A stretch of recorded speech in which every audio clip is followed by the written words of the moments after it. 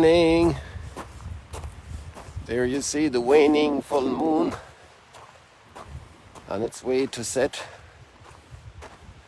And in the same picture, the rising sun reflected here. There we got both of them.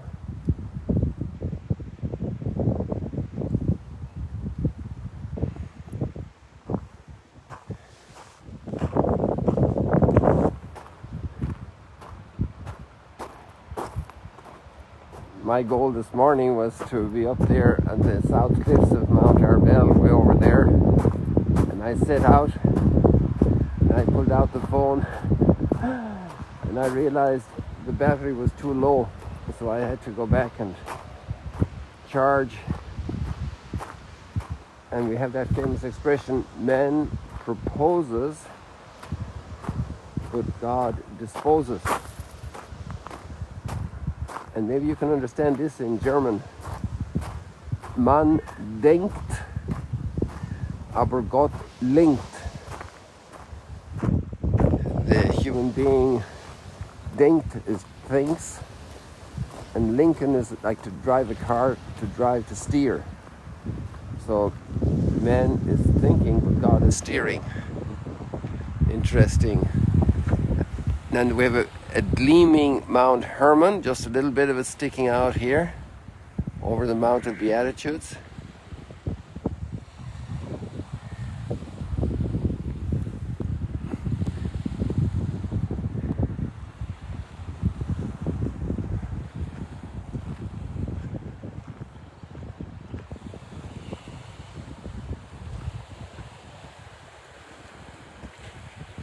They say crows are among the most intelligent birds.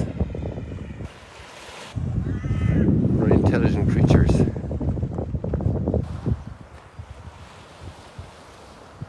There's the end of our game now. The water has dropped up. We're expecting rain tomorrow. So I'm not sure what the exact precise cause of that is. The wind is coming from the southeast and it's cold. Normally we get wind from the east. It's always warm, very hot. Coming in from the Arabian desert. But now it's a cold wind. At least it was a little bit ago. The wind has died down. But about 20 minutes ago it was much. This is water coming in from the springs coming out of Mount Arbel, all there in the archaeology area. You can tell I'm without an Osmo. It did all kinds of dances, and I had to delete the first beginning of this session. It was meaningless. It just danced around 3 or 4 times, and I decided to go without it today. We were a long time doing the sunrise stroll and chat without the gimbal. But here we go now. So today's readings are very much very strong for us. Sad moments. You know, it's hard when people tell you about the passing of people you know. Bereavement, we call it, right? And people are grieving. And then the other part of the readings today is about problems in the family. It's actually the family of Jesus. Pretty serious problems. Probably the event happened here around the Sea of Galilee somewhere. Maybe up there in the north near Capernaum. And I'm going to go back up here a little bit so we get a little bit more, another glimpse of Mount Hermon. Just gain a little height, because it's really beautiful to see it gleaming, shining. So Saul and Jonathan have been killed in battle. You know, we jump very quickly through these books because there's so much text, and we want to cover a lot of ground in the year in the liturgy. So we get some of the main things, you know. And there we have the news coming to David that Saul and Jonathan have fallen. And obviously David has a very different relationship to both of them at just a basically human affective level. And all the difficulties Saul made for David could provoke in any normal person a lot of hatred. And sometimes people wish evil on their enemies. And that's one of the great features of David, who himself also had his major faults. But he didn't do that. He praised Saul and Jonathan. It's a famous eulogy, and to realize that Saul had threatened and had attacked David a number of times, and that David would speak this well of him speaks volumes about the integrity of David. And David was married to his daughter, and there were tensions there also. So, you know, this is a family. This case also was national leadership issues, and these type of divisions can be very, very painful, very passionate, very wild and brutal, as it was from the side of Saul. And there are people always in families, thanks be to God, who build relationships, who lift them up, who lift up people, who are able to speak words of forgiveness, words of mediation, words of reconciliation.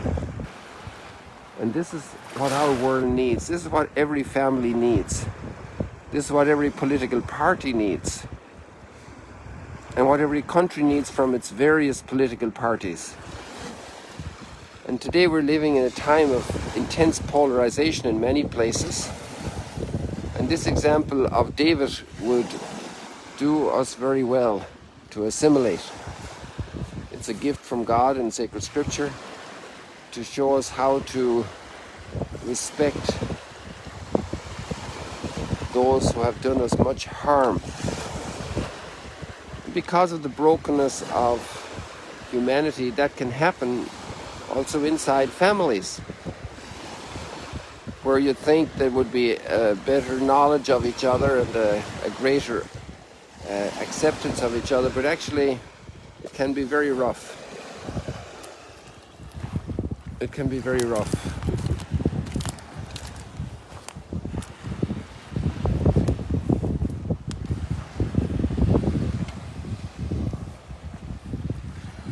Rough seas in family life.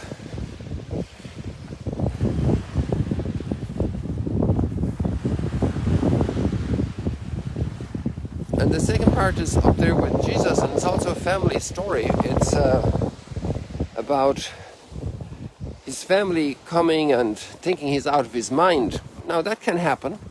People can lose their good sense, lose their balance in checking reality, lose their common sense, endanger their health.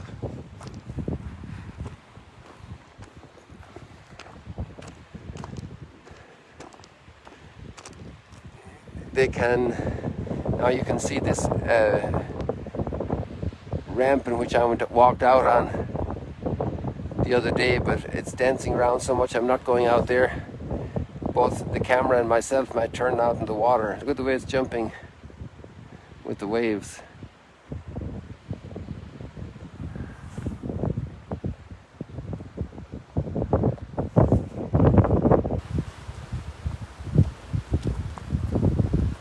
So the gospel is very blunt in saying what's happening, that Jesus' family are very disturbed with Jesus' behavior. There's very little understanding for him. In fact, you would say complete incomprehension. And they say he's out of his mind. Imagine the things Jesus had to deal with.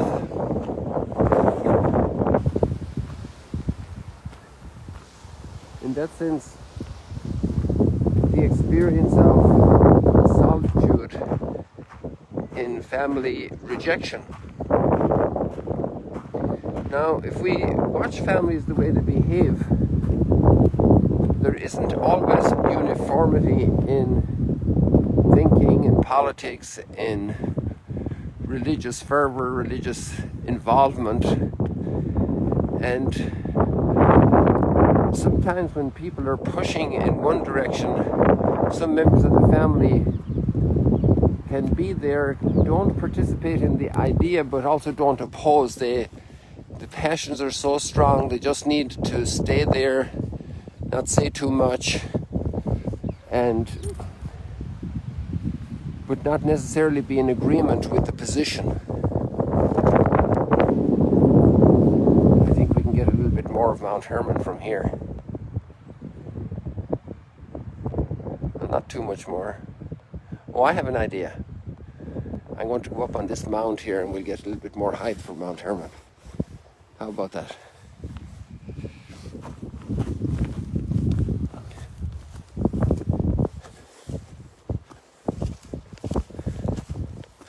It's still very damp, the earth here, but it's not sticky, thanks be to God.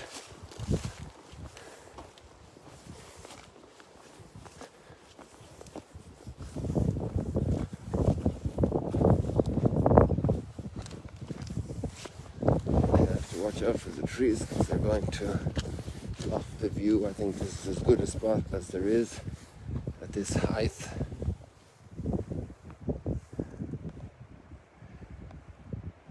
Yeah, there we see a little bit more of Mount Hermon now.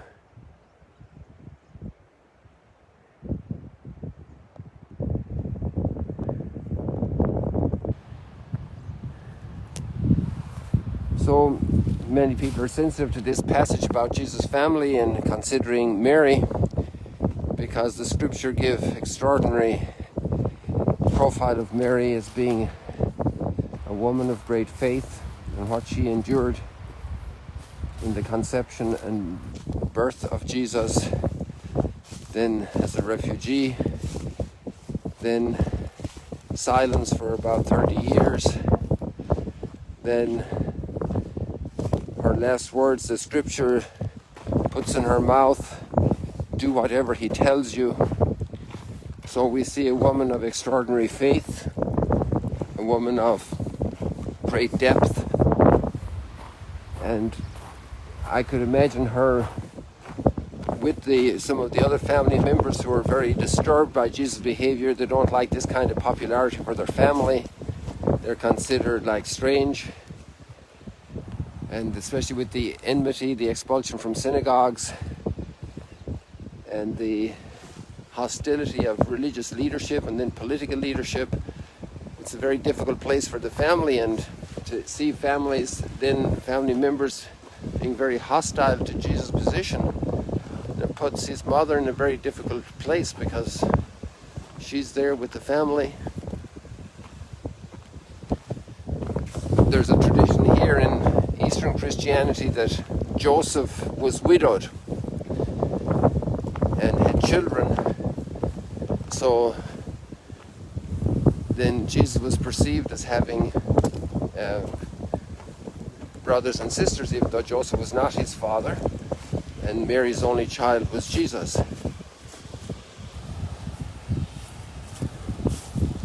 So there would also be that type of natural separation, that natural differentiation, and that could play into the tensions also.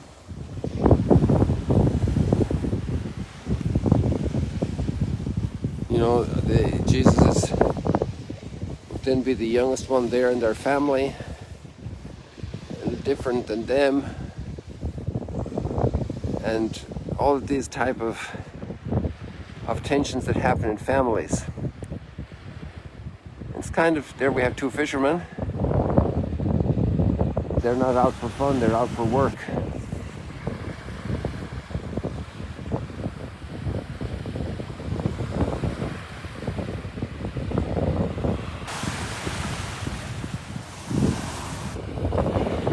And speaking then about families, Saul and Jonathan and David, and speaking about Jesus and his Nazareth family, we're in the week of prayer for Christian unity. Families need unity, and the Christian family needs unity, and the monotheism family of the world needs unity, and the whole human family needs unity. So this week we're in the prayer for Christian unity.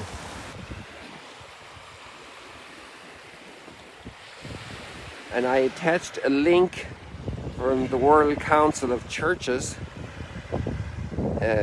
which also together with the Pontifical Council for Christian Unity in Rome publish a program for the Week of Christian Unity, which is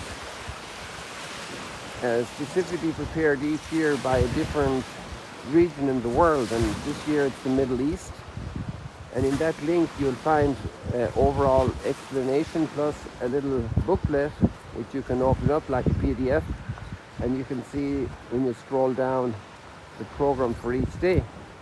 And I'm mentioning that today because most of the world starts on the 18th of January, but because of the delay of the celebration of the Armenian Christmas, which is still going on right now but started about 4 days ago, 3-4 days ago, then out of deference for them so they can participate fully in the activities of the Week of Prayer for Christian Unity,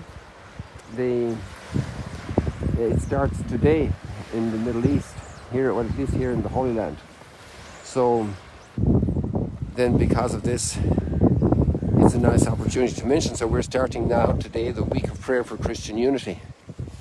And then you can join us in prayer. It finishes in the rest of the world on the 25th of January on the conversion of Paul, the feast of the conversion of Paul, and then we'll continue on a few days more here in the Holy Land. So there are lots of things to think about, to pray about, to be happy about, to celebrate, to work at. And it was wonderful you joined here. God bless you. See you later, alligators. Wow, that's a lot of light on my face. That's there's my other hand there with a glove on it. God bless you.